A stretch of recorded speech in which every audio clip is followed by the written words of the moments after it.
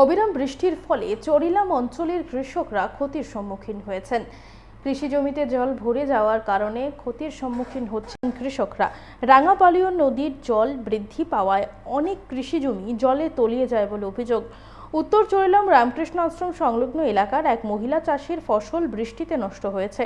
প্রায় এক কানি জমিতে বিভিন্ন প্রজাতির সবজি নষ্ট হওয়ায় ভেঙে পড়েছেন তিনি। আমরা শুনবো ঠিক কি জানাচ্ছেন তিনি এ ব্যাপারে।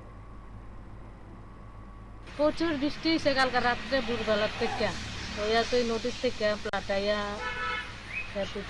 আপনারা সবজি গায়ে কিতা কিতা করছেন? কারকল শাল কুমড়া এটা আসলো কত দূর জায়গাতে করছেন অনুমানিক?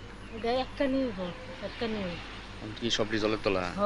ওই পুরা জলের তলে। এই জায়গাটার নাম কিতা? উত্তর দিলাম মাঠের লোকে না?